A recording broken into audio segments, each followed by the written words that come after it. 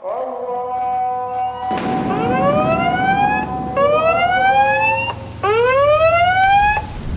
shut that damn noise off and wait for us here. Also make sure we don't get any sightseers coming in. At this time of bloody night. Hey. It's a major tourist site. So let me charge a higher entrance fee. We can split the commission. Don't encourage him. Did you ever turn off that humor? Go on. Away with you. That's an order. Yes, sir. I'm on the way right now. Mike, Joe, follow me and keep close behind. We don't know who or what triggered off that alarm, but with all the terrorist activity that's taken place just minutes away from here, we need to keep our eyes sharp.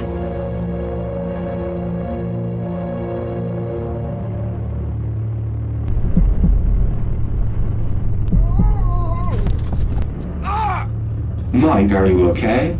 That was as slippery as hell, but I could have sworn I heard a weird scream that made me lose balance. You should have paid more attention beforehand. Stick closer together. Joe, get Sam on the radio.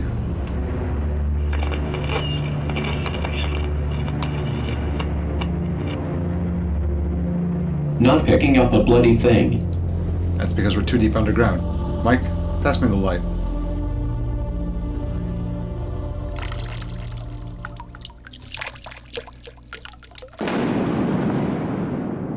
What the hell do we have down there?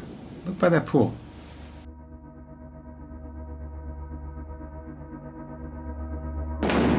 Dean knew he had been found. Two torchlights held him in its bright beam. It would only be a matter of time before they would realize the disastrous plight they would be in.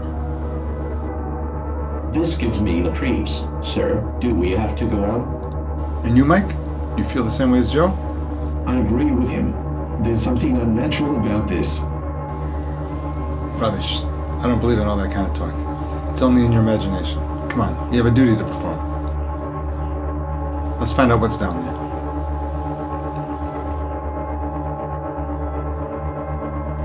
Should he warn them? But his thoughts could find no physical outlet. He was a prisoner of his tortured mind.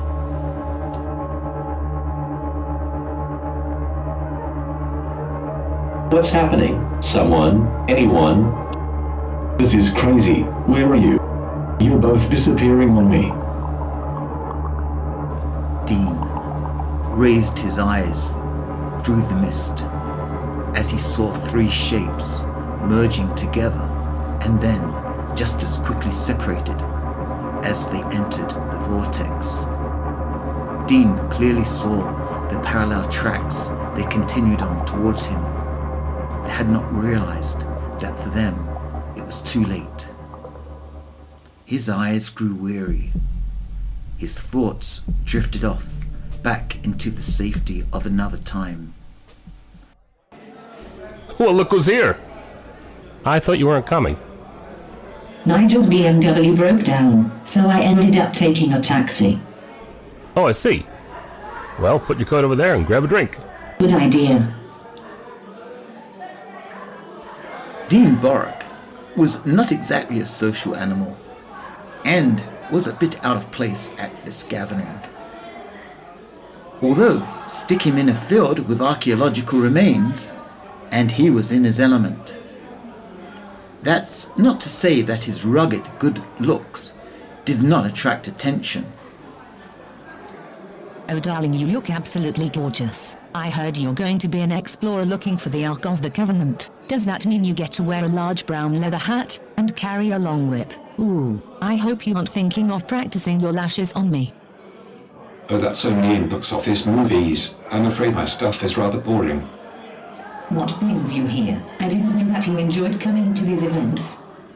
Well, actually I was invited to meet Nigel Lawfill here. Do you know him? Maybe you can point him out. Well, if it's my husband you're talking about, I guess I can. He's the tall man who has just walked in. Our BMW broke down. What rotten luck. Yes, especially with having to get it repaired. Yes, especially with having to get it repaired.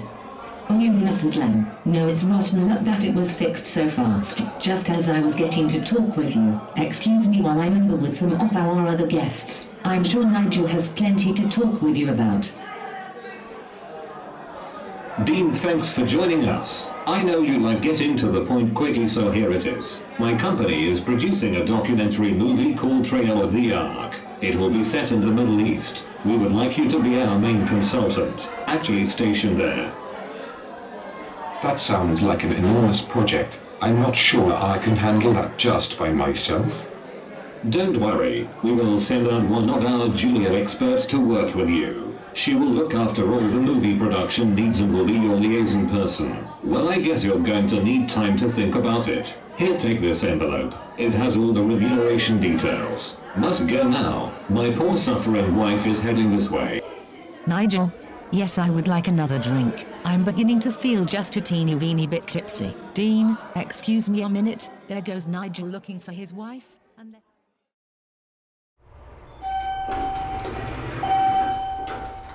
On the lift. Thank you. Speak in proper English. Get in quickly. You're making people late, especially me.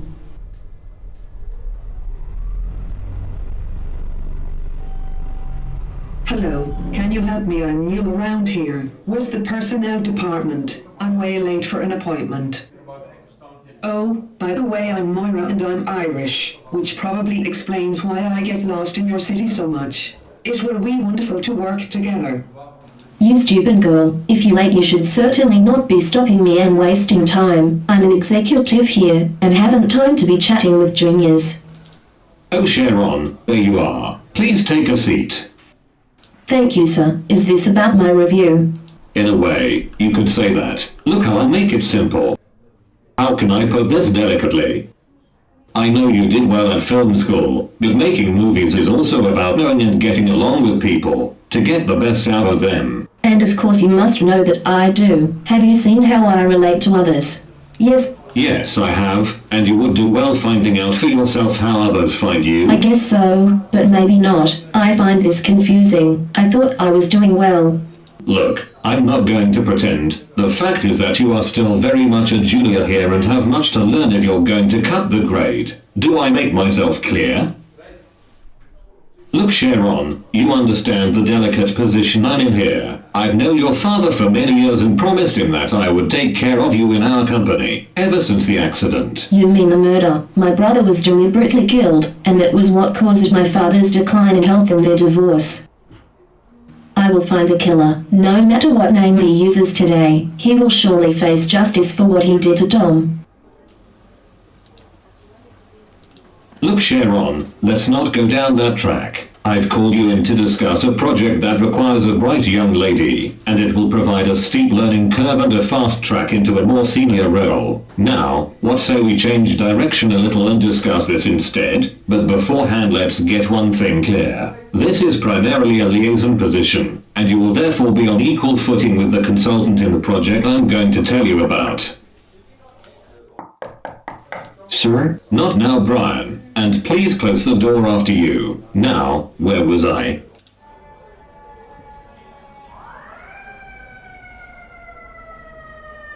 I know you're excited about this, as I am, but you are still my child. Really? Going to the Middle East? Has Nigel Lawson gone out of his mind?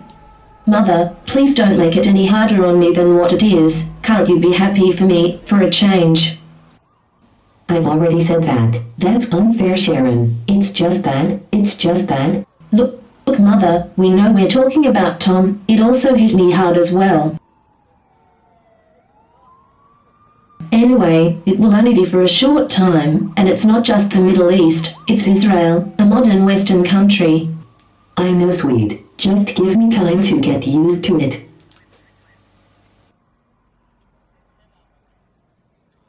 How can I? It's next week. The flight leaves on Monday. Oh, Mother, I will feel sad being away from you. My sweet little girl, all grown up. Please take care of yourself. You know how much I love you.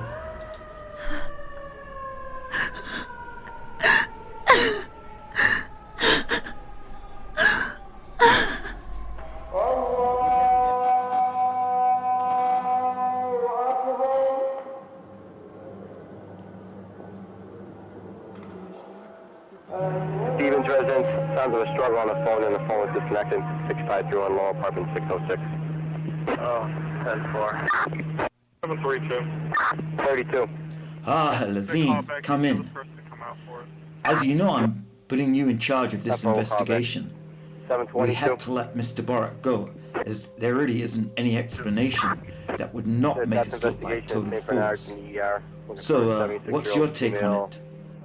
There has to be a rational explanation. You know I don't go in for the supernatural shit. David, you are a senior volunteer and don't have to live by politically correct protocol. Just to remind you, this is a formal meeting, and recorders are running, if you know what I mean. Right? You know I don't go in for the supernatural rubbish. What do we really have here? Officer Daniels, read your report. The video system captured Dean twice. At exactly 9 o'clock you see him emerging from a cliff face, almost an invisible cave. Then that same location shows only the background. He has literally disappeared. Then at precisely 9:20, that is 20 minutes later that night, we see him again. Only the second time he stumbles out of that frame, towards the pool where we found him. I can say that there's no evidence that he was actually remained in that place within that 20 minutes. Probably there was a malfunction in the video. That's what I believe, and that's something which we're gonna have to look at it. We're gonna have to look at when it was last calibrated. That's what I prefer to believe.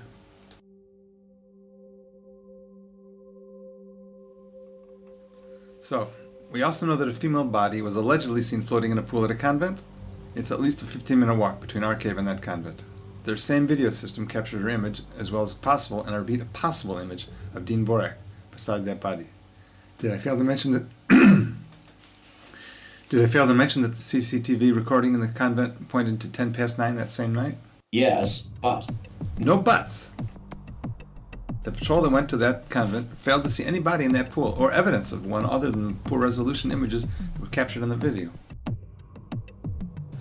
Unless we have some proof that a passageway exists between the cave and the convent, and the Dean was able to somehow have made a clear, near impossible dash between the two locations, commit a murder, make the body disappear, and then appear out of thin air under 10 minutes later? If you want to get a job with the cast of X-Files, go ahead, but as for me, I don't buy into the supernatural. So, Officer Levine, I'm going to assign a small squad to be reporting to you, and you will be reporting to me. I suggest you go and meet them now and discuss whatever you need to discuss with them. I'm Sergeant Lewis. I've been assigned to you. What is the next step, sir? I'm going to that convent myself tomorrow and prove how such a ridiculous case needs to be firmly closed. But what if you do find something suspicious? Then... And you can guarantee that I will be on Dean's back until I get the truth, one way or another. Dismissed.